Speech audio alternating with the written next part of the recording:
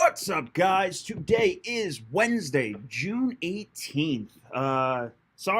Correction. It is Tuesday, June 18th. I've been getting that wrong all week. I kept on calling today the 17th and Monday and yada, yada, yada. It's a busy week for us here. We have a bunch of events going on this week, so it is, a very exciting week for us. Tonight,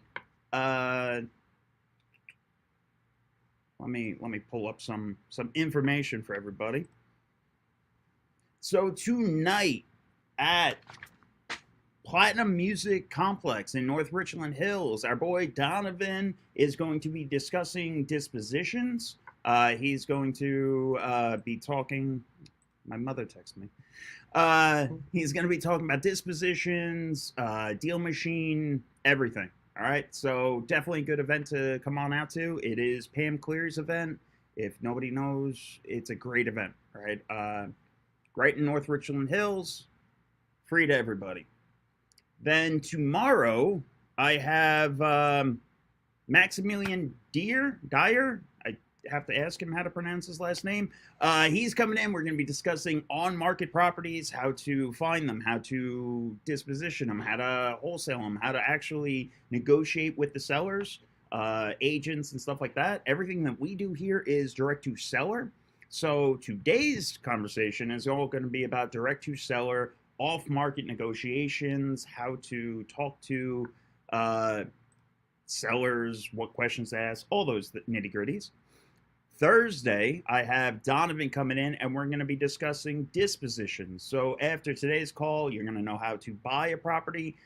Thursday, we're going to talk how to sell that property, how to get rid of it, all off market. Okay, everything again that we do is off market real estate. That's why we're professionals.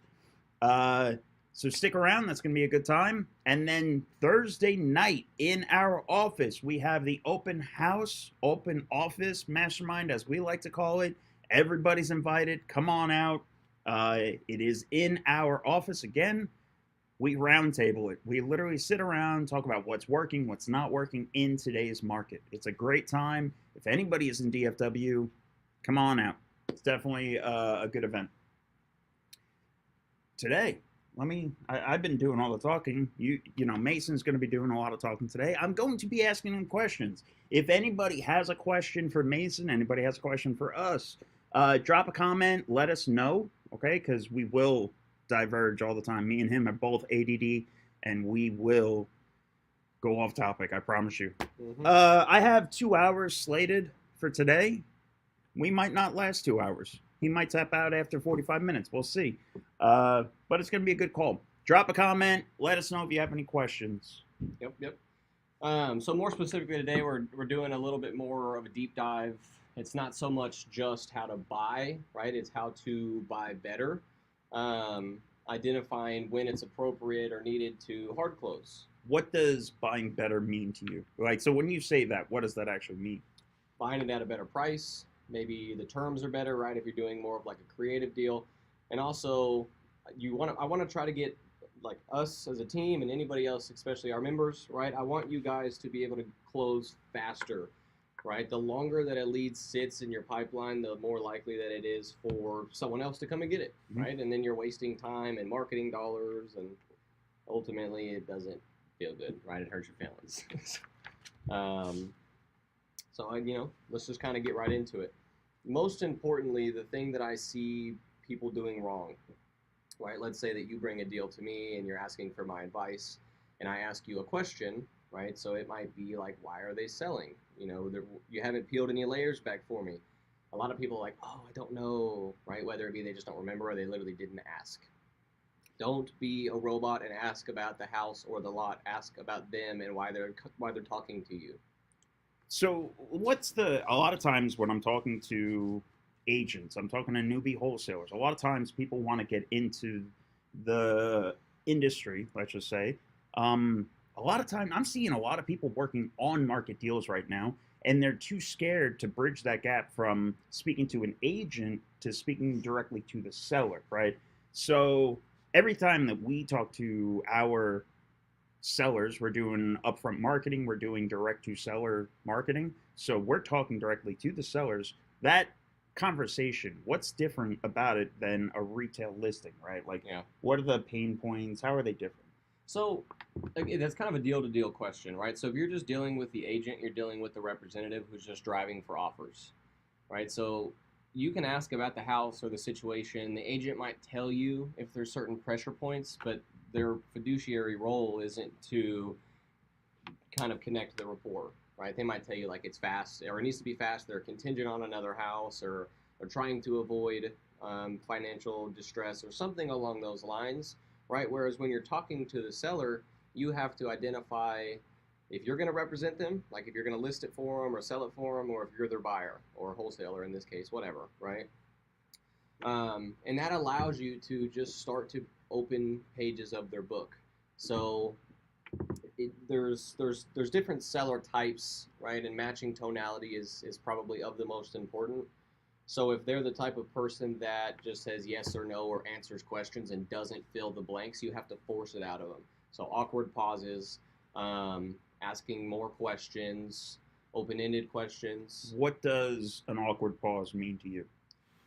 Like if I say, why are you selling, right? Or like, obviously there's better questions than that, but if I ask you a question and I just stop talking, it could be 10 seconds, 30 seconds, it doesn't matter. I want you to start to talk instead of me continuing to pry. So you really have to wait it out, right? I want to make sure that we're actually expressing that fully, all right? When he says awkward pauses, you have to be putting them in there, okay? Create those awkward pauses. When you ask a question, even if it's as simple as, what do you want for the house, right? You wait until you get an answer, right? Until you get that answer that you want to hear, in a sense. And that's why restructuring your questions are also important. Like one of our favorites is, what do you think the house is worth?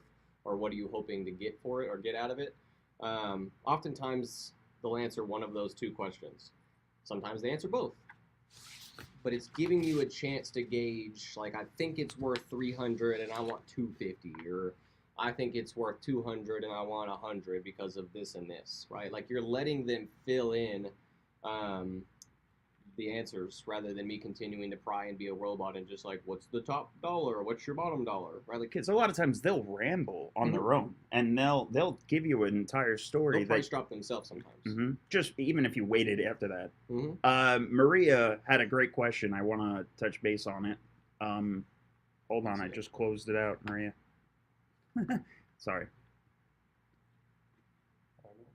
So I'd like to hear, what's your pitch to try and close someone that wants to shop around and see what other investors are willing to offer before they make a decision? This is something that we're seeing a lot right now. Yeah. We're seeing a lot of retail buyers come across on PPC channels. That PPC channels means pay-per lead, PPC, Google, all of those, right? So whether or not you're doing it yourself or if you're paying a service. Like inbound leads. Yep. Inbound leads are seeing a very steep spike in retail buyers, right? So how do you handle the negotiations if they're going to shop around? So again, this all boils back down to rapport, right? There's typically, even for retail, there's a reason why someone is actively trying to sell their house, right? So the sellers are not trusting in or willing to work with an agent, or even if they are, they don't trust that the agent's doing their full job. So they're coming to us, right? So I have to layer it: who, what, when, where, why, right? So, when? Why are you reaching out to me, right? When do you want to sell? When do you want to see this get done? And why?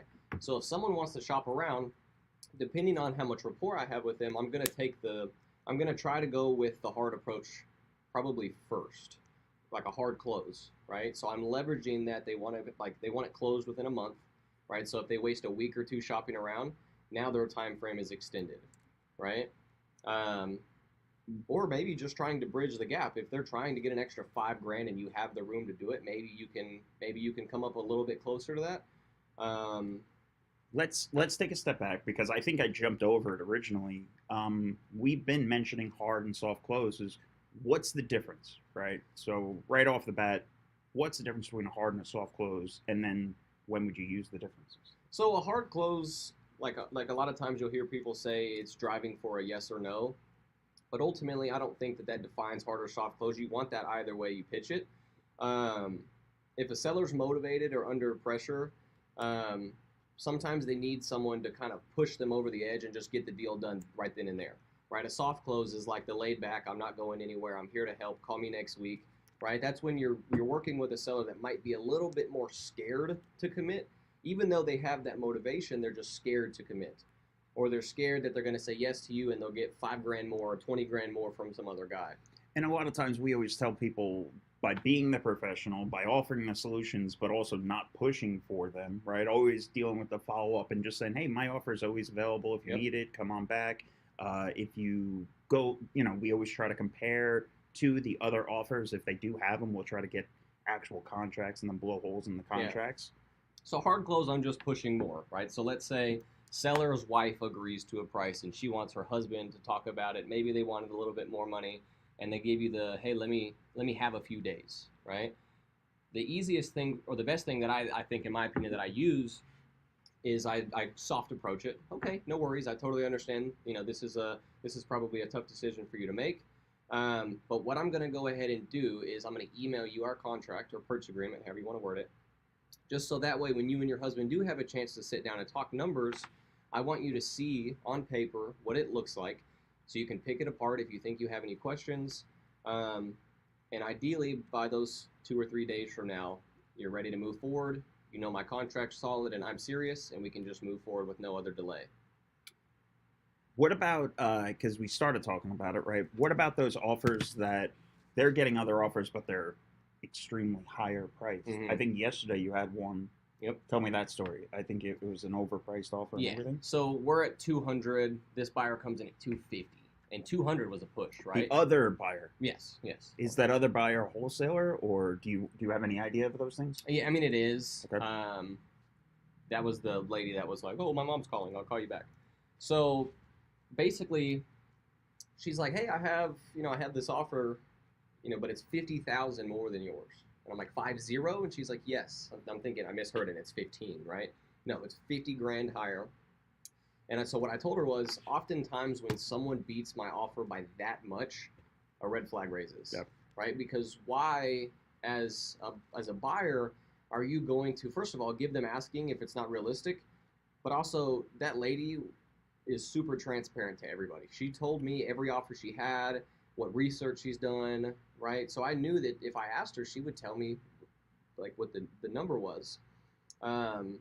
And I was like, okay, well, do you know who it is? Like, are they so-and-so?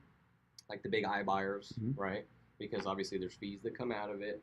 So anyways, I drive in that scenario for the contract. I want to see on paper what their contract looks like, because there's no way in hell someone's going to perform at 250. So you're just asking flat out, email me the contract? Yeah. Okay. Like, hey, What's the likelihood of them actually sharing that info? it's pretty common. And her objection was, okay, well, I'm already sending it to an attorney I know. And I'm like, okay, well, do they just practice like family law, or are they actually a real estate attorney? She's like, I don't know. What's the difference? And I'm like, well, an attorney's job is not always to pick apart terms of the contract. They're going to pick apart the legitimacy of said contract. Are you getting scammed? Right? No. Okay, contract's good. Yep. Whereas us, if I see the contract safe, I'm going to tell you. But if there's a whole lot of BS clauses in there, right, like little weasel clauses or and/or signs or these things that the attorney will probably skim over. So what are some of those examples? You said weasel clauses, right? So what are some weasel clauses that they can look at and pick out and kind of chew apart? Like special provisions. A lot of times newer wholesalers get taught by these gurus like, hey, you need to add in, closing is contingent upon final inspection or something along those lines, which means that you can back out after option period for whatever reason you want because they signed and have this clause in there. Or there's addendums that they'll attach that give them the ability to market it out to whoever, to extend it if their buyer doesn't approve, right? Like there's all these weird clauses that people put in. But at the same time, they're called weasel clauses and they got a bad rap, but we use them too, right? Some of them. Yeah. In the situations that we use them, for example, if we're going to wholesale a property, that seller knows about it, right? So so take me through that discussion process and how do you tell a wholesaler, how do you tell a buyer, how do you tell a seller that you're going to wholesale a property, right? Like they don't know what the hell the word wholesale means and all these things. Me and Jessica have a different approach to how we're telling sellers because we have to think about this too, right? All of us have identified that we are buying this property at a discount for whatever reason. So sellers kind of get a little weary when I tell them I'm going to send it to someone else, right? So I'll flat out say, like if it's in a weird area that we really don't even want to drive to because it's 2 hours away or whatever, I'll tell them like, look, we don't typically buy out here, but we have a lot of friends in the business that buy in areas such as this city. And I'm confident that someone along those lines will buy it. So if me and you agree at this number, anything above it, whether it be $100 or $1,000 or whatever, that's our profit. So I'm not going to charge you a commission. And these buyers have the same type of terms that we do, right? So they're going to cover the normal closing costs for you. They're going to close fast. They're cash buyers, so you don't have to worry about their loan falling out, right? So I'm, at that point, just basically breaking down the concept of a middleman and passing it off to someone we know, rather than trying to pitch it as like I'm going to be your agent. And those some of the things right in there that would pertain to a weasel clause, let's just say earnest money, EMD, option period, right? Those things. Those are also things that we'll blow holes in. We'll go right to, once we get that copy of the other assignment or contract, we'll go directly there and say, hey, listen, and we've seen it, they're only putting up a penny for 30 days, right? Like that's not good faith for you as the buyer. That's not giving you warm and fuzzies. But a lot of times that seller, I keep saying buyer, that seller has no idea to go look at that, right? Or even what the difference between an option period and, any other times. And a lot of people hear what me and Nick are discussing and they try to have this contract conversation before they've even made an offer. This contract conversation is only to be had if the seller asks you questions about a contract or what certain things mean, or whenever it's time to close, right? So get the contract. So that same lady, when we went to the appointment, she was asking me about earnest money deposits and this and that. And she's like, the reason I'm asking you is because before this kid even saw my house, he's telling me how they're serious and they put up 10 grand in EMD and blah, blah, blah. And she has no idea what the fuck this means. I'm sorry, don't mean to cuss. We're past 10 minutes. We can curse now. She had no idea what it meant, and it scared her away. And on top of that, she was asking $250. That was her price. And he said, I can pay you between $250 and $270, and this is why we're better. And just aggressively went right into the hard close, hoping that he can just secure a contract without seeing it or anything, and just kind of shotgun method, right? Just blast out a bunch of crazy offers, hope one of them lands, and then price drop them later. We don't do that. I kind of want to, you ADD, right? I talked about it. I was talking to an investor on on Facebook yesterday, and he reached out, and I don't want to bring up his name or anything, but I can read this story, right? So he had a property in Houston. He got it locked up under contract. He was planning on assigning it. The end buyer that he was assigning it to asked for originally a bunch of option period and everything else. They denied it. They said no option period, EMD due by the end of the day. That was on a Friday. EMD never came in. EMD didn't come in for 3 days after. They finally walked the property and then they backed out. There were a bunch of small red flags in this front side acquisition that the person that I was talking to that was trying to go after that end buyer just for the EMD and any damages, my more grief with them, right, was all on the front side, right? So when they're having that front side discussion, did that seller know that they were going to assign their wholesaler? I don't know. I never found out. But when they're if they're not going to close on it, right, and you're assigning it to somebody in that disposition part, and we'll talk more about this on Thursday, but if they're not abiding by their word, right, they're not going to play EMD down, any of those things, always have a backup buyer ready, right? The backup buyer, and negotiate that with the front side buyer. Listen, right now I have a bunch of offers in. You're the highest. I'll take your offer. Send an EMD now. If you don't get in by the end of the day, I'm going right with the next person. All right. So always have that backup buyer, and that backup buyer, let them know, hey, listen, I totally understand. Your offer has to be X.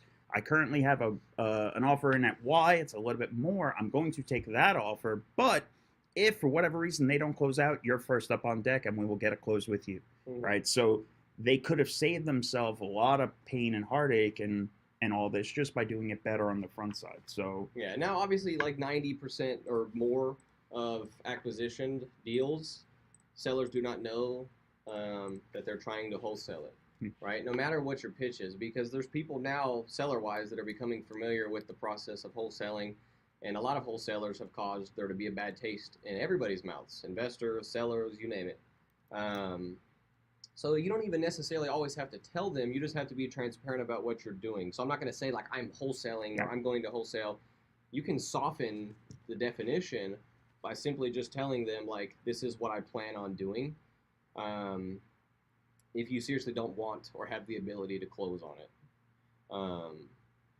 So again, I'm not saying like lie to sellers, but you can change the definition to try to make it softer and more warm and fuzzy. So you're not just scaring everybody away who thinks that like, oh, here's some kid who doesn't have the money. Because the goal is for you to have the money. Sellers don't want to waste their time for 30 days. So if you're transparent about doing it and they're in a rush, just do a short option period. If it's a good enough price and you're confident in your team's ability to sell it, 5-day, 10-day, 14-day option period, $50, $100, whatever. At least make it somewhat nominal. Instead of being like, here's $1 and I need 45 days to try to sell this deal. Off market, if you cannot sell a deal within like 1 or 2 weeks, that's probably the threshold. It's not a good deal. Doesn't matter where it's at. You can sell a deal in the worst parts of any state. It just has to be cheap enough. I want to get into comps a little, right? So what role do comps play in your negotiation, and how do you handle presenting them to the buyer? To the seller. I'm going to keep getting that one wrong today. So if like me leveraging rapport, right? So, and this is probably a handful of deals for land. Some guy along the way had bought a piece of land, sat on it for 15 years. Once the kid was old enough to go to college, that was their college savings funds. This property had appreciated enough to actually pay for the tuition for 4 years, okay?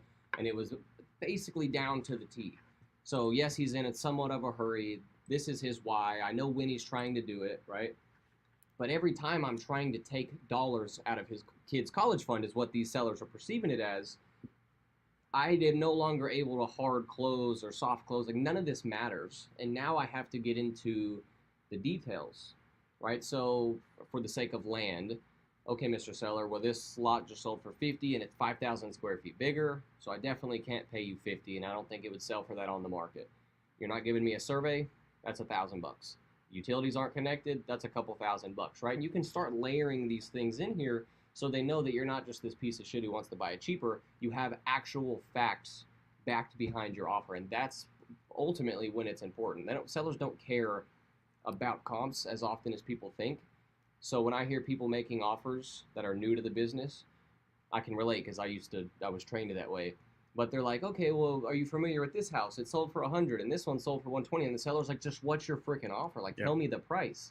And then they're like, well, I'm getting to that. I just want to give you the facts of the neighborhood, right? Like, and then you're just this generic. And then you're just pissing off the seller and not solving their problems of whether or not it's time, pain, money. You're not leveraging their rapport or the rapport you built. Like the relationship that you just built with the seller now is invalidated because you're just spitting out addresses and prices that they're not going to remember. Now, after you make the price, if they're like, well, that's freaking crazy, dude, why would you offend me with such a low offer? Now, if they'll let you and you can push for it, give them the facts, text them to it, email to them, send them a freaking quick CMA, right? Like, let them know you're not just making this up. And that's when comps come into play. My favorite is when Jessica does the sweet old like, well, this kitchen doesn't look anything like yours, right? And we can agree on that. And then literally just bringing the seller to realization that their property doesn't look anything like what they're thinking it's going to be when it's sellable, right? Yeah. When that ARV and number. we've done that in person. Like Jessica's really good at taking like just quick Apple notes on the way to an appointment with addresses of other comps. So if we're sitting down on the couch talking to these people and we know they're at too high of a price, but the one next door or whatever sold for said number, I'd be like, hey, look, like this is the house that just sold for your price. And this one still sat for 50 days or 70 days or however long. And it's going to take $100,000 to get to that, right? So right now we're starting to see a wave of newbie wholesalers setting out deals that are just ARV minus, not even minus repairs. There's no repairs calculated. They're just 80 to 90% of ARV. Sometimes you'll get lucky and it's less. Those aren't deals. The reason why they're not deals is because nobody can make a profit off it. Who the hell is going to buy it? That seller's going to end up jammed up and you're going to have to drop a contract. You're just leading everybody astray in a sense. You mentioned land deals, right? So how do you approach a negotiation with land deals, and then how do you get under market value?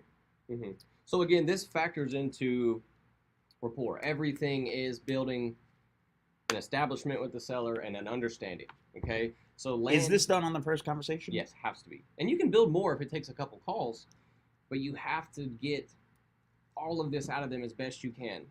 Because the mistake I see with people, especially cold calling dirt. Cold calling dirt is hard because a lot of times you're reaching out to dirt who does not have to sell it. And you're trying to just make a few bucks on some dirt and push them out, right? A lot of times they forget to even have it in a sense. It's just like sitting in the back of their mind. It's just they're paying taxes once a year and it's a couple $100. Now, unless it's a probate list or something and you know that there's a very unlikely chance that they're going to ever use the land for anything, sure, there's more motivation. But again, you're trying to, like, so in a cold call sense, right, you want to first see if they're interested and then just start asking questions, right? Like, oh, like what were your plans with it when you bought it? Or, you know, when did you buy it? Like just like trying to figure out what's going on with it and why there's just a piece of dirt sitting somewhere.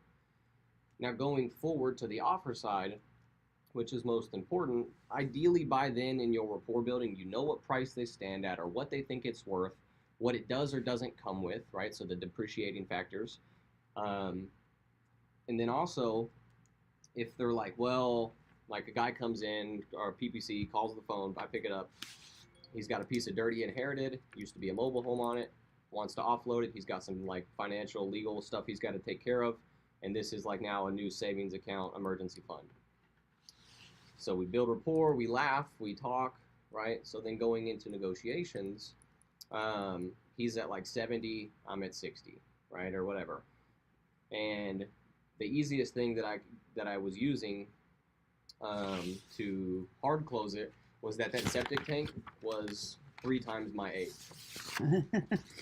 All right, so what are the odds that people know about septic though, right? So what were you able to negotiate with that? Sorry, I cut you off. No, you're fine. So a lot of sellers, like let's say you inherit a property and you've never had one, you don't know shit about septic tanks. If you have one on the property that you live at, you understand that you're going to get it serviced or what it entails, right? So if it's like an irrigation system, your sprinklers spray out the overflow water, right? So people who have it know about it. Investors who have to pay for it, guess what? We know about it. So a septic tank, to replace it, you're not going to just put another one and leave this shit tank in the ground. You're going to have to dig it up, drop a new one in, make sure all the lines that are connecting to where the house was are still good enough to connect to, right? And all of this has a fee. It's not the same as just putting in putting in a septic. You now have to take it all out and do it all over again. So that alone, I was like, that's going to cost more than the $10,000 price difference we're at, but I'm willing to work with you. And then he's like, oh, that makes sense. You know, I appreciate you trying to work with me. Like, I'm Mr. Seller, I'm trying to get you as much money as possible. And then, obviously, it's an acre. A survey is not cheap. I mean, it's not anything crazy for an acre, but the point is, it's just another cost. Yeah. And then that's when you're reminding them the benefits also, right? Like, again, like I'm splitting the difference with you. It costs 20 grand for me to fix it, but I'm only charging you 10. And then there's closing costs. I'm going to still pay for those. I'm not asking you do that. Like, if you put it on the market, you're going to pay for all of that. and that drops it down below retail. Now this one was a little different because retail is closer to 100 and he's already at a discounted number.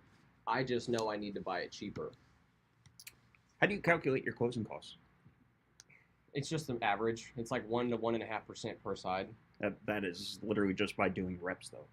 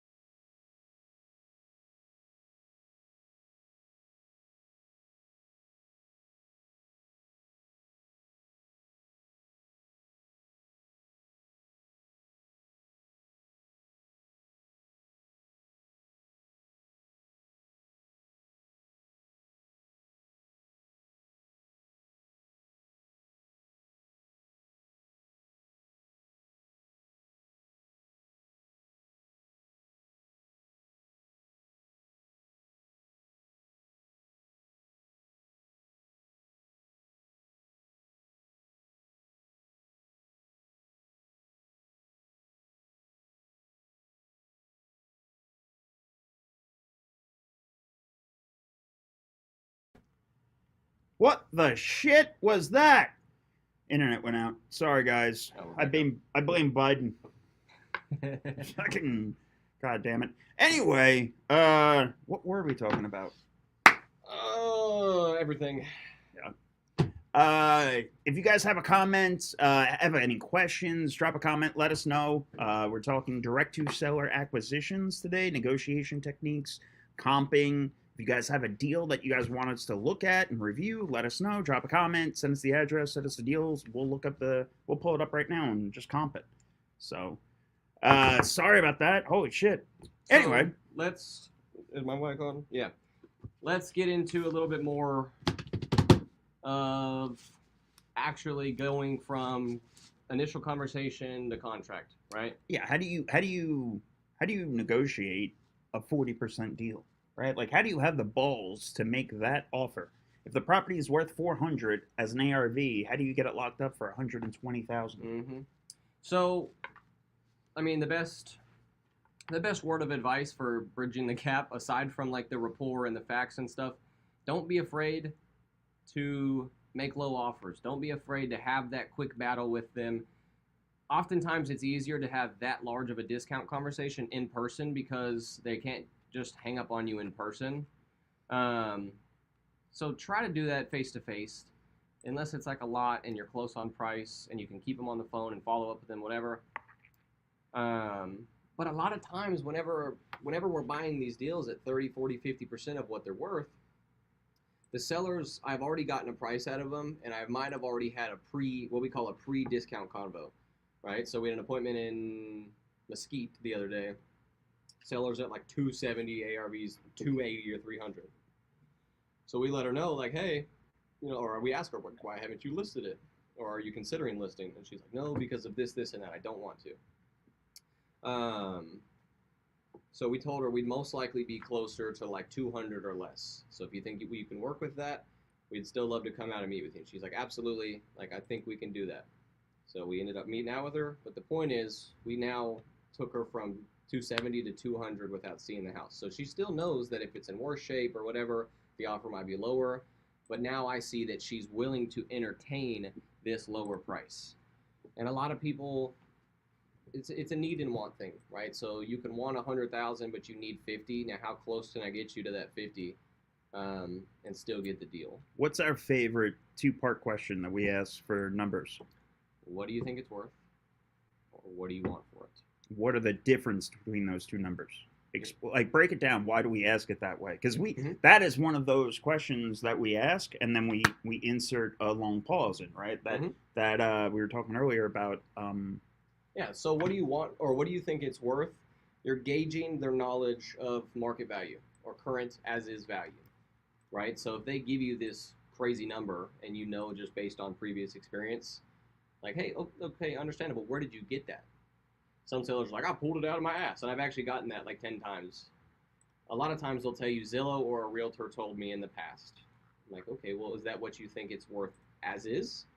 And sometimes they'll say yes. Sometimes they'll say no. Right? And that's when you can kind of layer in like, what's wrong with it and stuff like that. Ideally, we're going to drive for an in-person appointment. I'm going to see the house, but it is still beneficial to have an understanding ahead of time of the home's or property's condition. And traditionally speaking, when someone's reaching out to you to sell a house and they tell you, I think it's worth 200, but I need 150, or I think it can only sell for 150 because of X, Y, and Z, right? And that's why it's the two-part kind of open-ended question, because it's allowing them to fill in the blanks. Again, that's when you add this awkward pause and let them just kind of speak. So when you say, like, what do you think it's worth? And they don't answer the second question, re-ask the second question and stop talking. All right. Maria sent us a deal that she's working on getting it under contract. Take over my computer, right? So, make sure you don't pull that out. Which tab do I open? You're up here. Oh. Use the mouse. Oh. You're up here. You have Matrix open. You have Reels open. So. Oh my God. Maximize it so it looks bigger on the screen. Did you already copy it? Yeah, that's the address. So. We're going to go through the steps of actually how we comp a deal, how we look at it, all those things, all right? So first things that we always do is we always go to MLS. If you don't have access to MLS, okay? Quit. No, first step is always try to use MLS, all right? You always want to use the most up-to-date, accurate numbers, which is MLS, all right? It's always the listing service. Tony has a good point. Where me and Nick are harping on price right now in the sake of our conversation, but Tony's absolutely right. There's a huge difference between, again, like I mentioned, wanting and needing, right? There are two totally different things. So Tony, as you can see, we want to solve problems, right? A lot of these distressed deals that we're buying cheaper, yes, obviously we want to make money, but we're getting it at this price because we're accomplishing something. We're getting you out of pre-foreclosure. We're getting you into your next house. We're getting you into a safer, a more sanitary home. We're taking a problem off your hands. A lot of times we're helping people move, right? Yeah. We'll do cash for keys, and a lot of times people get jammed up, specifically wholesalers, because they think they have to give the cash directly over to that tenant or seller or whatever, right? Meanwhile, you can do cash for keys in so many different creative ways. You can pay for first month and last month of a new apartment and then just put that on a down payment. This way John Smith has somewhere to go, right? And so you're solving solving that problem. Ideally do this at closing and whatever. Click on the next one. Yeah, definitely. If you want to give the seller what they want, get your realtor's license and list the house. Have fun. You're not a real estate investor. You're a realtor. Absolutely. Okay. Click on it and remove it. There you go. Now is it back up here? Now you're up here. Oh, okay. So one mistake I see people doing is not looking at tax data. Thank God for Tony's beautiful soul and showing me this and making me use it in the beginning of converting to this team. So first thing we're doing is we go MLS and we find tax data. If you don't have access to MLS, go to the county, okay? Yep. Pull up the tax data. CAD or Central Appraisal District. Type the zip code in, follow it with Texas CAD, and it's going to populate Tarrant County Appraisal District. You do a quick search, and it's going to give you all the tax data. Realist actually takes it up a couple notches because they're backing it behind sales data, in addition to potentially like mortgage data. So this one, in this case, it looks like the guy's had it a long time and there's no mortgage.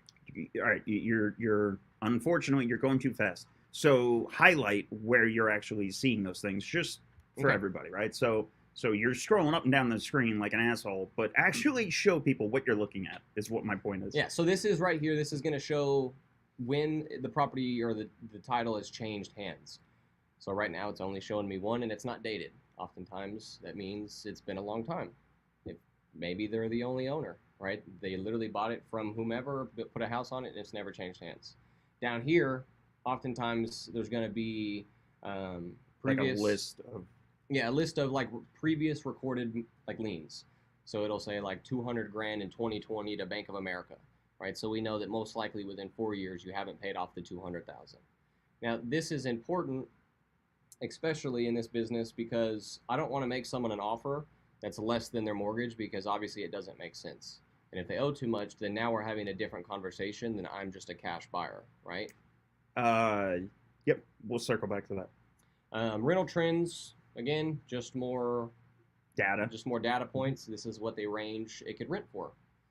A quick value. Please don't run numbers based on this. I think this is based on like a year or so of data, and it's like a radius rather than like subdivision specific. It's just their algorithm spitting it out. Yeah.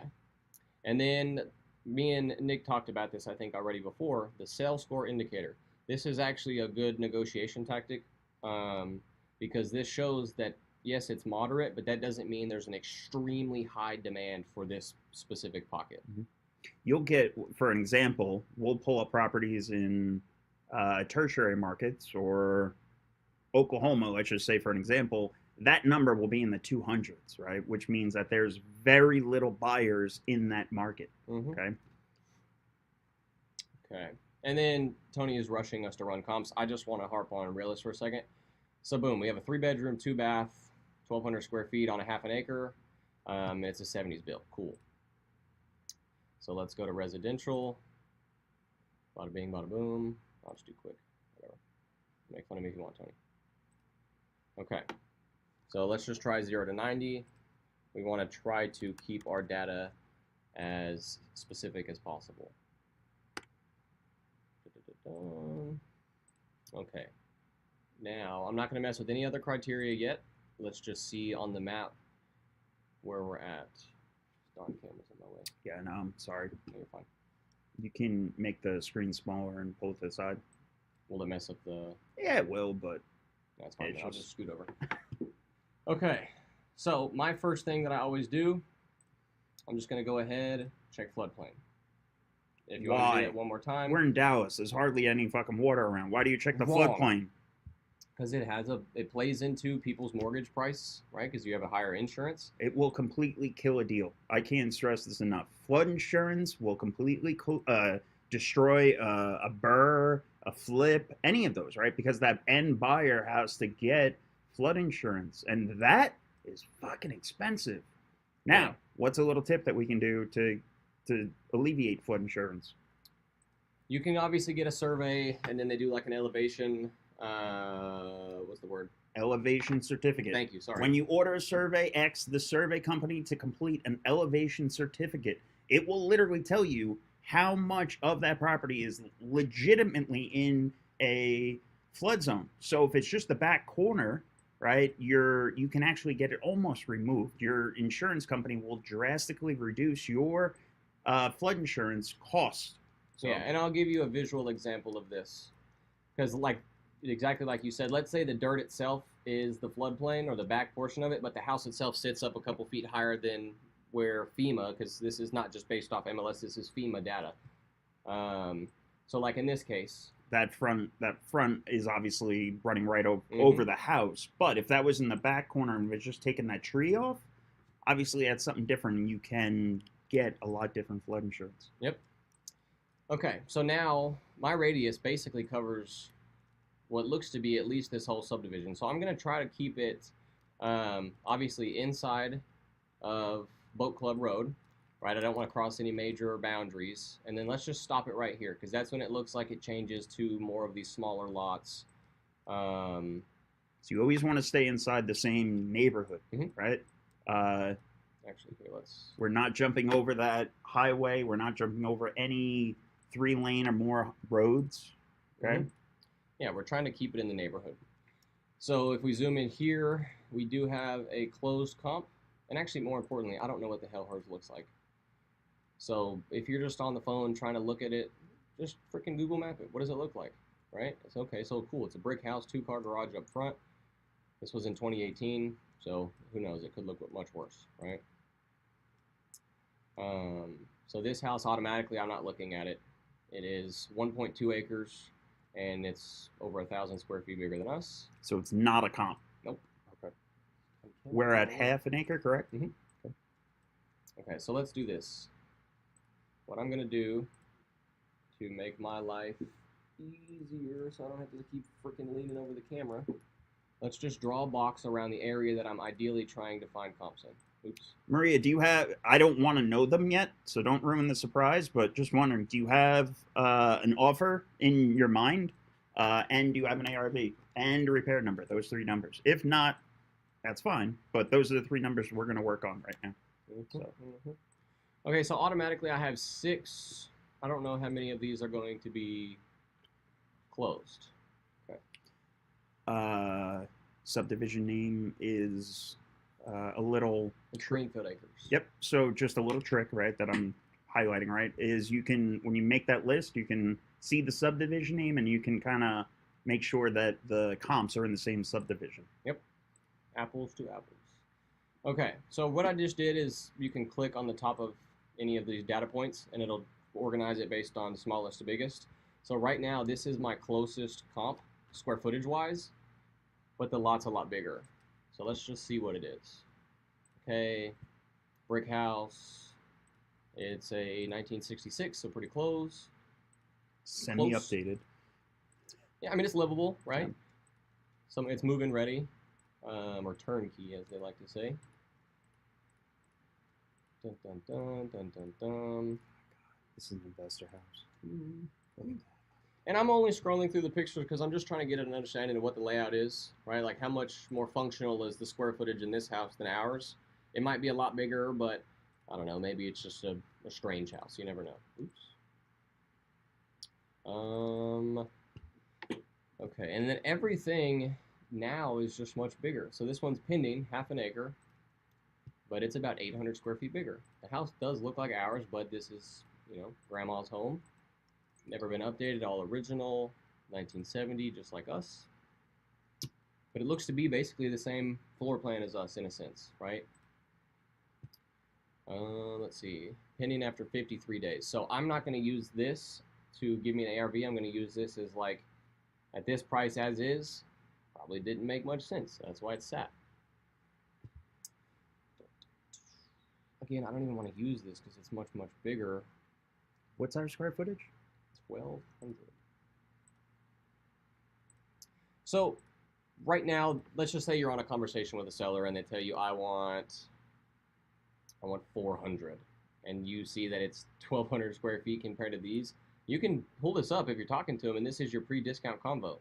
Okay, well, this was an acre and a quarter almost, and the house was 1,400 square feet bigger, and it didn't even sell for 400, right? So this is just a negotiation tactic, not so much an ARV. Where one of our favorite questions is always, okay, where did you get that number from, right? Where did you get that value? Show me the data.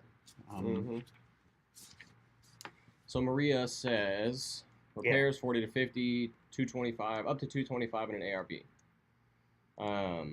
Which mean, that might be pretty accurate, right? Because this comp, again, is 500 square feet bigger, 600 square feet bigger.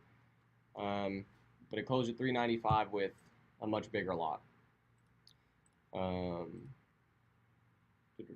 So one thing actually I've done in the past, so let's say all my comps are an acre plus and I have half an acre, I'm going to try to figure out what that dirt's worth, and not so much worry about, like, because people will take this and they're going to do the thing that Tony doesn't like to see, is they're going to take this list or the sales price per square foot, and they're just going to multiply it by hours. And that could alter the deal in the seller's favor or your favor. And it's kind of hard to know without good comps. So if I said it closed for $214 a square foot, and I'll just round up for conversation's sake. So $215 a square foot, we're at 1,300 square feet. That would say that our property's worth $280, not factoring into this having much more land than us. So it might be worth to see what a half an acre's worth. If it's worth 50, okay. So I'm going to take 50 grand off my ARV, just to be conservative.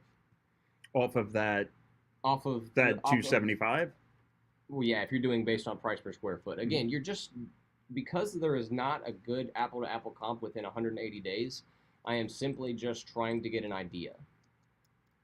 And then that's when you can spend more time really looking into it.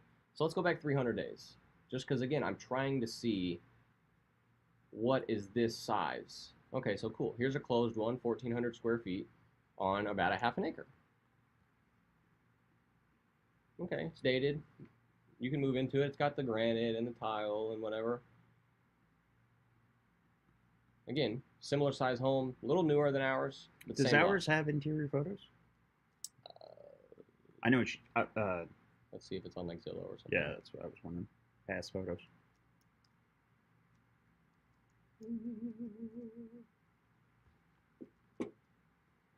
Nope. Or north, right? Yeah. Okay, so the truly is estimates 270, right? So sellers might see that based on their home, and they're like, oh, well, I think it's worth 270. And then I come to here. There we go. So I'm going to come to this, which is a year ago, damn near, closest in our square footage. Okay, Mr. Seller, this one's 290, but it's 15 years newer than yours, right? And this was back when the market might have been a little bit easier on everybody. Mm-hmm. So Maria, props to you on being conservative. 225 is definitely a good baseline. Do I think you can push that number a little bit? Absolutely. I could argue 250. Tony would slap me for it. There is a chance that this home is going to appraise for the 250, 260 range. Like an appraiser will come out and they'll say, I think it's worth 250 or 260. But that does not mean it'll sell for that price. So definitely run it on your 225. If you have to, for the sake of getting the deal, look further into it and try to see if it's worth justifying driving that ARV up a little bit, then do that. But I don't even know you, and I love you for doing that. Because I would have, based on the quick search I just did, a new wholesaler probably would have told me ARV's 300 or 350. Or they would have used this 290 and said it's worth 275 or 280. This is what happens when you don't go out networking. Donovan knows Maria. Everybody else knows Maria. You got to start getting your ass out and networking. Well, so great job, Maria. Again, I think you can push it, but that's a good start. Now, repairs at 40-50, I haven't seen it, so I'm not going to yell at you for that. I don't know. That was the only thing that was questionable. 1230 by 55 square foot, 60K. So, I mean, if it's in good shape and it just needs updates, sure, 50K. We would use 60 on that number, Mm-hmm. just to bump it a little, but still right in that great offer number. Tony, any feedback? I haven't heard you in a while. Oh, Tony's probably sleeping. I wonder what they want for it.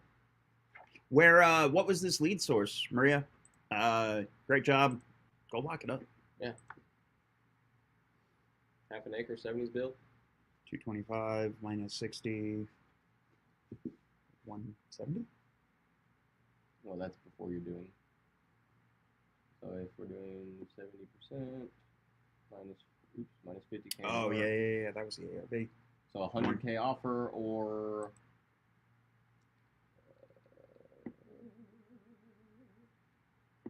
yeah, so you're at like 100 to 120.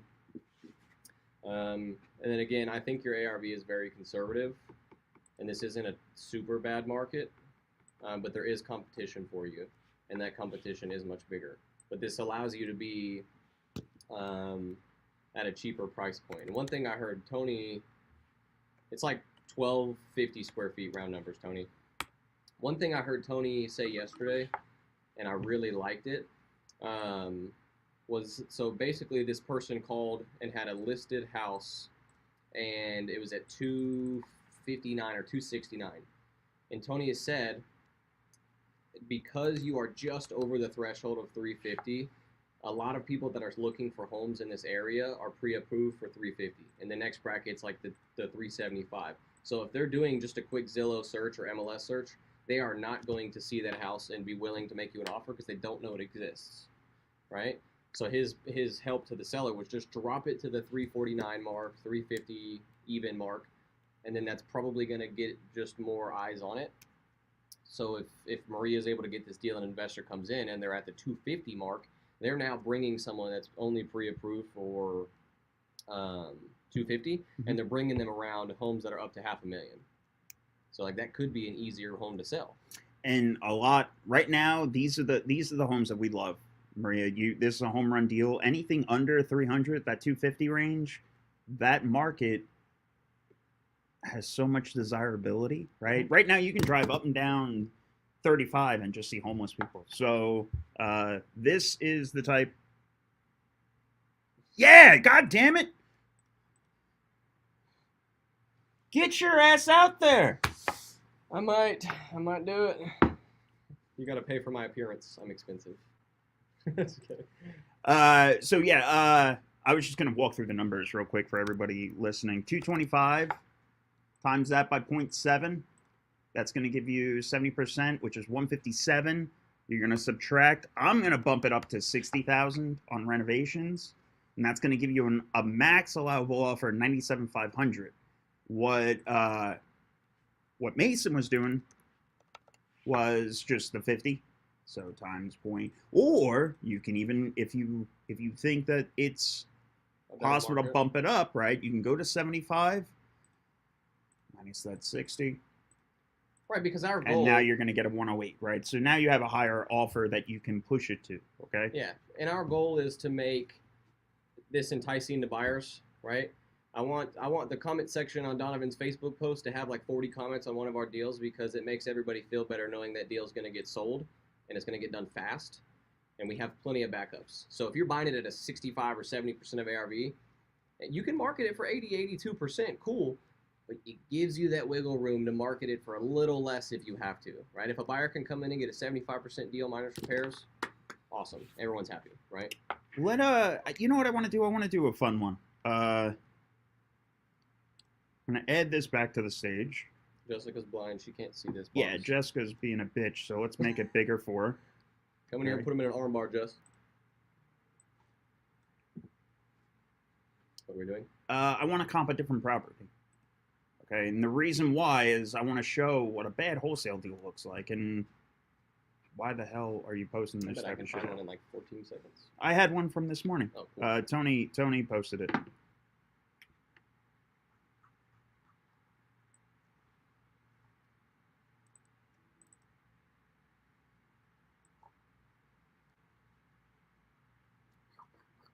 Calling them out.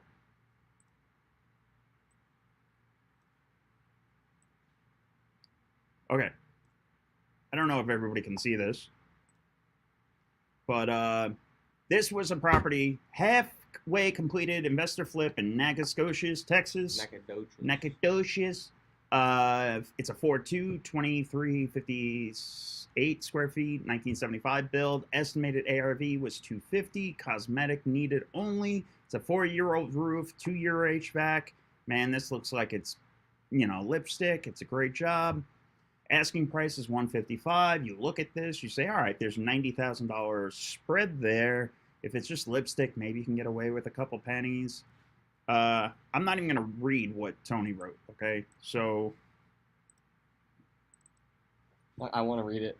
well, the thing is he found the address. Here's a little pro tip. If you don't know how to find the address of a property like this one, okay, all you have to do is take this photo of the front of the house and drop it in Google Photos reverse search, okay? And the front of the property is going to come right up. Yeah, because it's recorded on every freaking tech company, Zillow, Redfin, Orchard, whatever. So, for an example, Tony did that.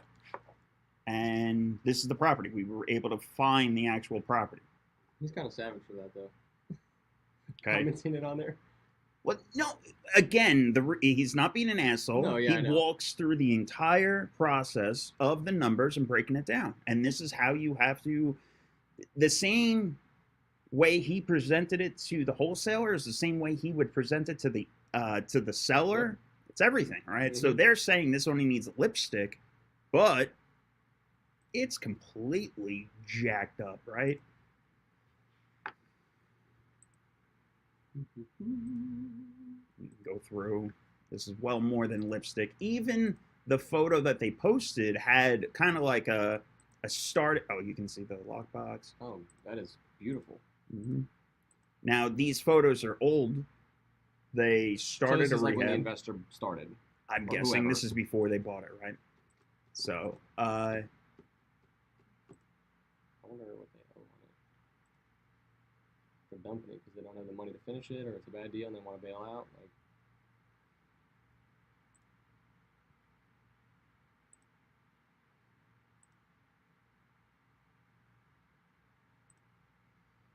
I don't care about the realist. Freaking Wi-Fi, dude. And also, pro tip. If you're like actually a buyer and you're trying to find deals and save your time from running 500 comps a day, so they call it a 250 ARV, 70% we're at 175. Like Tony's comment, that's definitely like 100K in work. Sure, you might be able to save some money if the bones are actually good, but I'm already at a 75K offer and I don't even know if their ARV is accurate, right? And that's even 70%. Like, who knows? Maybe I should be really buying it at 65%, right? But either way, 100K max offer if I'm telling you it needs 75 in work. So this is the best. If you go, we pushed it out 360, and there's not a single comp within. But also point out where look where it's at. It's right off a busy road. It's not even in a neighborhood. Looks like it might even be in a floodplain. I don't even know. And again, he pushed it out miles, and still there was no comps. So you're sending out a property. No comps at all. Wait, is this even in our region? North Texas region? Yeah. Yeah, it's Nacogdoches. It's by the river. Oh. Down by the beach, boy! I want to see something real quick, sorry. It's 3 hours away. Son of a biscuit. Nope, okay. I was wrong. Go ahead, do your thing. So, there was no comps at all. You're now looking at it, where the hell are they getting this number from? And now I will just go back to and read real quick what Tony wrote. Yeah, but I think Tony was actually being nice because he was. Now that I know that it's that far away, that's a 65% deal. I'm not buying that at 70%. Ideally, because it's going to take longer to sell. What does that picture look like? Oh, did they just paint over those brown cabinets? Yeah, absolutely. Oh my gosh. So Tony says, right? First off, he states the address, and he says 2358 square feet is probably $80,000 to $100,000 renovation in today's market. You only uploaded one photo of inside, which is the example of what the partial remodel looks like. It will need to be redone because, again, they just painted over this shit. They're putting lipstick on a pig, and they're thinking that it's going to push the value all the way up to that ARV of, what was their number, 250, right? No, this rehab is only going to get you a 160 offer, not a 250, okay? So you have to completely redo it.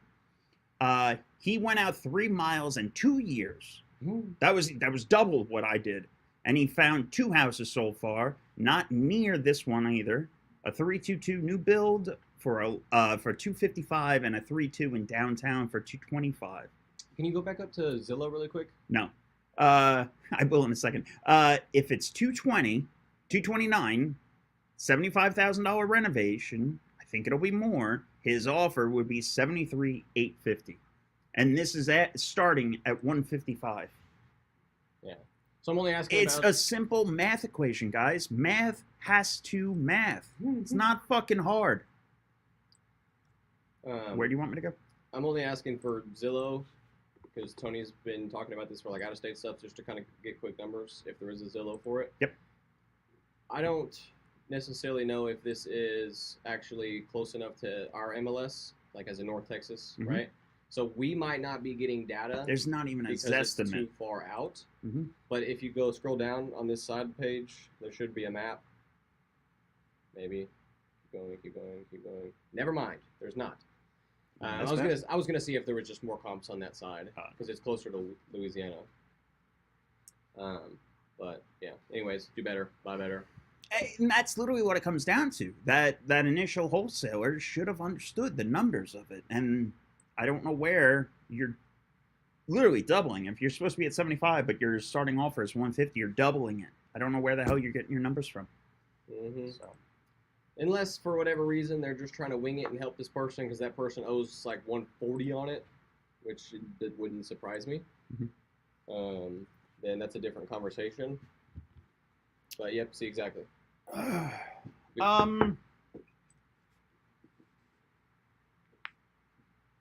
Yeah, 65% minus repairs is your max allowable offer in the tertiary markets, right? In the outskirts, okay? You have to make sure that you are making the correct offers because you're just going to have deals falling out left and right. Yep. That's what's going to separate you from a wholesaler and an investor. Okay. Oh, but I want to be an investor. You are. You're dealing with sellers. You're dealing with people's lives. It's okay if all you're going to do is wholesale it. That's fine. But you still have to understand the numbers of the game and where they come from and how you get deals done and underwriting and all these goddamn things. So, well, that was fun. Does anybody have anything else they want us to jump into while we're on the subject of bullying off subject guys? Yeah, right. Blowing holes in wholesalers deals. And I guess to help us steer back into the purpose of this live, if you are trying to buy deals cheaper, you have to use what we're talking about, right? Like you're letting sellers know that investors such as you or other investors are going to buy at a discounted rate, more so than somewhere like Dallas or Fort Worth, because it's a tougher place to move your money, right? Like I'm going to buy this and I'm going to sit on it for 7 months and then put it on the market, right? Because the renovation takes forever. My crew's up here. I got to pay for them to stay here for a week at a time. That's why, again, building rapport is the most important piece of this, because if this person, first of all, if it's paid off and you got it under contract for close to 150, I don't even want to help you. Now, again, if they have these, data points figured out and the seller owes too much, then it's like, okay, well, can I sub to it, or right? Like there's different types of questions to throw into it to prevent from someone as good as Tony from taking time out of his busy day to try to help you, right? Like Tony actually spent the time to look into this deal and give someone a data point that most likely is just going to hurt their feelings. So this is God mode, okay? This is investor lift, God mode.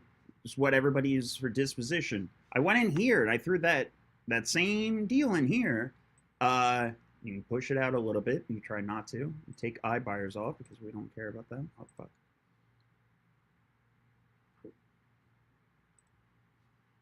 And you can still see there's only 30 buyers in this area, okay? That's not a great one. Average hold time, 129 days, 90K, minus negative 90K, average gross profits. Average purchase price of 90. So, and then you can go through here. We're going to break down all this on Thursday's call with Donovan. Okay, why, how Investor Lift is great and everything. The number one buyer in that area only has a score of 6,000. That's dog shit. Okay, Where is that based off of? How many deals they do. It's just their score. Dang, our score is way better. There's a lot of, like, if you take this and you just put it in the heart of Dallas. 7, 5, 2, and 7.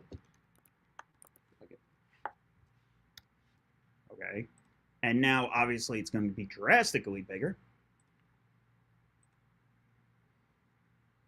And now this is just based on people that have, like, it's been recorded that they bought something cash and then turned it back around within like a year period or whatever. 75217 has a score, right, of 3.3 million. Okay, now obviously these are bigger funds and stuff, but you can Choctaw, right? But you're in the hundreds of thousands comparatively to 6,000, you know, for a score. So yeah, like that guy might just be like a fly by night. He's done a couple flips here and there. And you don't have to use.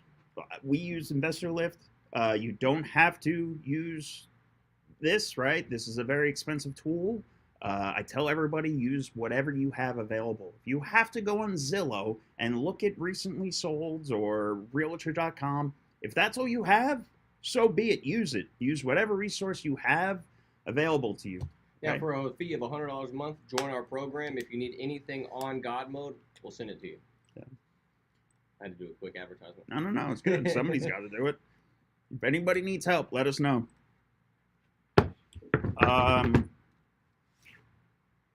Trying to think what else we didn't touch base on today. Do the YouTube comments, anybody that we're missing? Or does it all populate on there? They all populate.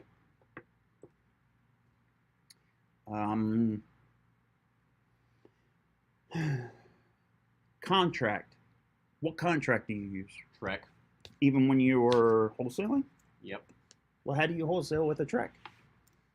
Treks are designed to be assignable, to be not necessarily altered, but it has every single box. There's a reason why the Real Estate Commission of Texas literally goes in, seems like on average every few years, and makes these drastic adjustments. Like solar panels and water filters and all these weird leased items became such a big problem pre-close that Trek now has an addendum for it, right? Like, why would you not use a part of this big machine, real estate, right? This is the machine, and this is a very important component, and that's contracts. It is designed for us to succeed and be protected on both sides if used correctly. Like that, you just use the protective word is what I want to make sure you use, right? It's meant for the buyer and seller's protection, right? It's a legal document created by the state. Every state, should, I believe, has one. It's much more enforceable than any other contract. I don't care if your attorney typed up this cool 2-page thing that has these vague bullshit clauses and attorney of choice. It doesn't even list what attorney you use, right? Like none of that's taking you anywhere, and I'm going to pick that apart like a piece of cotton candy. Like, it's easy. If you have a contract or an assignment and it has your logo on it, and it's your company document, right? We're just going to blow holes in it. Why are they using their own document instead of the state created document? It obviously is to protect and benefit them, not you, Mr. Seller. So always use the Trek.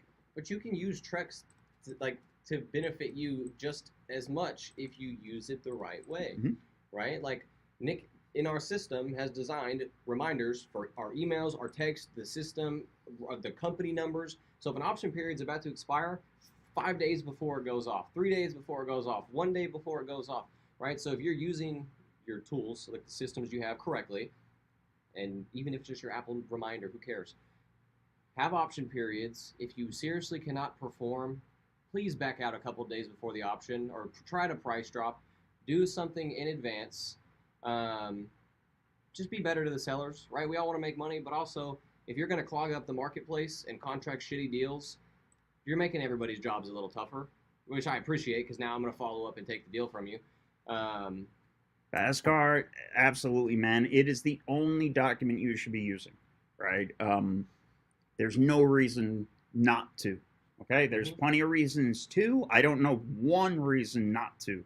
The only reason not to is because some asshole guru told you not to, and then you bought their program for $60K. The only times it makes sense is for big home builders. They do not use Trex. They exclusively have their own contracts, but it doesn't matter. They're the That's bank, a different, they're the yeah, title that's a company. different. That's the only real estate justified custom contract. The stuff that we do, don't touch anything else. You mentioned solar panels. Mm-hmm. Do we like solar panels? If they're paid off at closing. They can be, that is one thing to look into, right? Just a little If you see solar panels and they tell you about it, ask if there's a balance, if it's leased, if it's owned, who it's through. If it's some random name you've never heard of, there's a big chance that that company's been sold off and no warranties on them, blah, blah, blah. It's literally just layered questions to each portion of this conversation. And then the first thing you do is you pull title and look at your title commitment, right? A, B, C, D. A, it's going to be always there. B, be careful, check it, make sure that there's nothing hidden that's going to catch you in the ass. C, everything in C has to be cleared. So C is clear everything. Yeah, so like a UCC lien for a solar or a water filter or some leased item is that is going to be there, right? So that's right where you go. You see title commitment, title, C, and if it's there, you have to have it cleared, right? It has to get off there. Make sure that nobody moves things from C to B, and then all of a sudden you have an item in B that shouldn't have been there, right? That'll catch you, and that'll bite you in the ass. And then D is don't care. So in 2025, let's put bad title companies out of business. Find a good title company. Order them some fucking cookies if they do something good. Take care of your title company.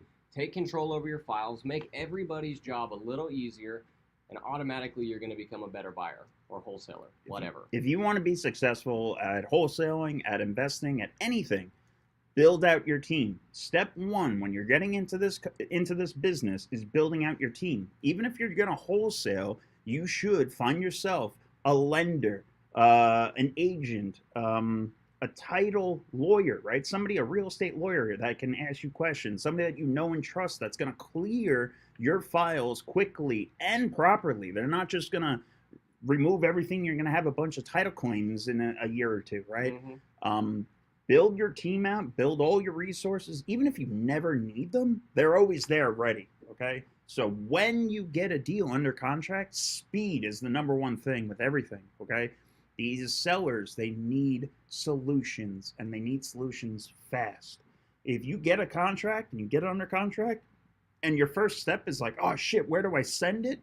What title company do I use? You're just dragging your feet. All of those things can easily be found out. But also you have to know, like, reach out if somehow you stumble across this video, not through the live and it's just on YouTube or something, please reach out. Ask us what to look for in title companies, because there is a difference. You're not going to send a wholesale contract to a retail-only title company. What does that mean? They only deal with listed properties, and they pull a search, title's clear, here you go, Mr. New Buyer. Title companies that specialize in investment deals, they know way more about fixing problems. And Maria up here, it says she's doing an airship list. So that means that there are inheritances in those lists. Most of the time there's problems to solve, dead people, right? Stuff like that. And that's, again, building your rapport, understanding who to work with. What is the number one document for airships? Affidavit of airship or airship affidavit, however you want to say it, potato. If you don't know how to fill one out, let us know. Drop a comment and we'll go over it. Hey, Glenn. Welcome, brother. Love you, Glenn. Drop a comment, let us know. But at airship affidavits, you need to be clearing title. You're the first person. You're the point of contact with that direct seller. Don't hand it off to the title agent and then say, oh, it's done. And then hope the title clears everything and gets everything done. If you're dealing with airship affidavits and probate deals or anything like that. Be in control of the file. Have title just be a tool. Mm-hmm. Be a tool to the title positively. Don't be a douche, right? A lot of wholesalers that are in this like problem of not knowing how to solve affidavits, that's fine. You don't have to be a professional right away. Try to, sure. Clear-cut expectations. Hey, Mr. Seller, it's not as quick as a 14-day close. I'm going to have to clear title, and just in case something shows up that takes a little longer, I'm going to go ahead and put 2 months on the contract. If it's ready in 30 days, awesome. Let's get it done then. But for now, I just want to make sure our contract stays fine. Sellers don't know that contracts will extend automatically, like a TREC will, if you use a TREC. if title is not clear. So now if title's clear and you just don't have a buyer, your contract is null and voided. But if Schedule C still has items to fix, your contract's fine. But again, expectations with your seller. Hey, Mr. Seller, now that we've signed the contract, I'm going to send it off to title. It might be quiet for the first week or two, but the reason why is because title has to do a search. I'm not going to know what problems there are, if any, until the search comes back. What am I doing? I'm laying out expectations. I want my sellers to leave me alone, but I want to be able to get an answer from them if I need. So I'll still answer their phone. I'll take their calls. I don't dodge them if there's a problem. But now they're going to know it's going to take time. And they know that I'm working with title also and putting in more legwork than someone else. Because a lot of times, how many times have you had a seller, even though we explain the timeline very upfront, very in detail upfront, it always goes out the window, right? When a couple weeks later, the seller will be calling you back and saying, when we close. As soon as title is ready, right? We're working all these documents. We're trying to find all these heirs, and we're trying to find the deceased relatives. Like, you're working the file, and you just have to keep them patient, okay? But the entire time, all you're doing is you're reinforcing what you told them on the front side, on that initial discovery call, or whatever it is, right? I mean, it's a psychology game, right? Like, just be friends with the seller. Like, let them know that you are trying. This is not a back burner problem. The only time a deal of ours becomes like a back burner is when everything's done and we're literally just waiting on the already scheduled sellers to sign and keeping up with them. Those are the back burner problems. When there is an affidavit that needs to be done, especially if you have your commitment back from title, work on it. Get it done. Don't sit on it. Don't wait for title to do everything for you. That is actually not entirely their job. They facilitate the transaction and make sure it's legal and everybody gets what they need out of it. But if you're requesting that they do all of the AOH and research is involved, like you don't know where someone is or what their phone number is, it's going to take title so much longer because they have so many other problems to deal with, right? So those are the things. Understanding what is required on an affidavit questionnaire, right? So that's basically just the template of shit you need, and get all that information. Ask the sellers, ask their friends, skip trace them. And this again ties into the first conversation. So if I know it's an inheritance, I'm gonna prep them once the negotiation comes in and be like, well, keep in mind, we specialize in inheritance properties, and luckily our team actually does. And because I can explain that to them simply and not the whole complicated, they now have another thing to put their trust into me about, because the last guy couldn't explain it to him. The last guy said go to probate, but here I am saying I have this magical solution that's cheaper and faster, and the title company does it. I'm gonna beat you every time. I think the last thing I want to touch base on is this market, right? So what are some things that we have seen different in 2024 than we've seen in 2023, 2022, 2021, right? The two biggest ones is obviously there's a huge uptick in retail deals. So people that are already on the market or they owe too much and they have to sell it for retail numbers. Every time I talk to wholesalers in that regard, they can't help them in a sense, right? A lot of times they think that they can't provide help and that it's a dead deal. How is some ways that we've made profit off of those deals? Short sales, sub twos, those are the two big things that could come to my mind when we're doing a lot of short sales right now. Now, one of the main reasons that we're doing much more short sales now is not only there's no equity, but these homes that have no equity, back when they bought it a couple years ago and the banks were just willing to throw this money away, they did not care about the home being outdated or that it being a real problem to sell the house going forward in the future. But also, they are now using, or these interest rates that they have are not 2 or 3%. In 2023, we are getting sub twos and whatever other deals, and they had a 2 or 3% or 4% interest rate. So those are easy deals to sell, right? Ideally, you had some equity, the interest rates were a little better, but now we're mixing this retail with no equity, high interest rates, and wholesalers, like the sub two I just got under contract. A wholesaler contracted this house at 170, and that's ARV. And I was like, well, I don't think they're going to perform, so I'll call you back in a month. I said it differently, but you get the point. But But as a sub 2, her interest rate's 2.5%. Which right there, I just want another golden nugget that nobody fucking ever follows up on. If you get a deal on a contract, find out when the termination date is, right?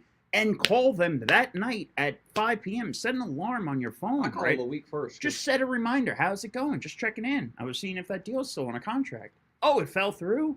Great. I'm here now to solve your problems. I knew they would never succeed anyway. And it helps you buy it cheaper. They failed at that price for a reason. It wasn't just that buyer. It was that they couldn't find a buyer. They didn't like the price, whatever. Follow up with them a week before closing, 3 days before closing, the day of closing, or the day after closing. All of those. Ethical wholesalers back out a week in advance. Semi-ethical back out a couple days in advance. The dog shit ones back out the day of. Mm-hmm. I think that's everything I got. I went through my list twice over.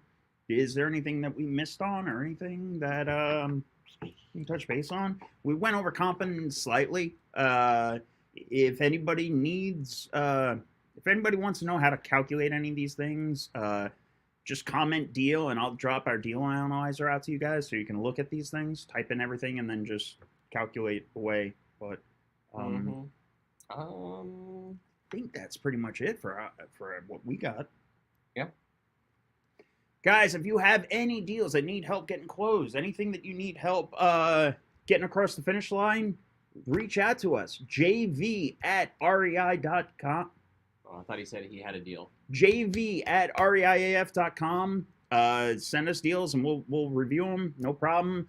Comment deal and I'll send you over our deal analyzer. If there's any way I can help, let me know. ReiAF.com if anybody wants to join the community. Tomorrow, I have Maximilian. We're going to be talking about on-market deals and how to find them. Tonight, Pam's event, North Richland Hills, Platinum Music Complex. Donovan is going to be speaking on dispositions. And then Thursday, I got Donovan. He's going to be on the phone, on the call with me. We're going to be talking dispositions. And then in our office, we have the monthly mastermind meetup. It's going to be all on dispositions as well. So a really strong weekend. And then Saturday, I'm finishing up the week with Saturday being Pat Hilton's mastermind event. So if anybody's in the neighborhood, Saturday is a great open mastermind event. Check out his page. His link's up there. It's going to be a great time. Yep. I think he has Pace Morby's calling in. He's going to be there. He's going to do a presentation, but it's going to be virtual because it's Pace and he's everywhere. So keep crushing it. If anybody needs anything, reach on out. Peace.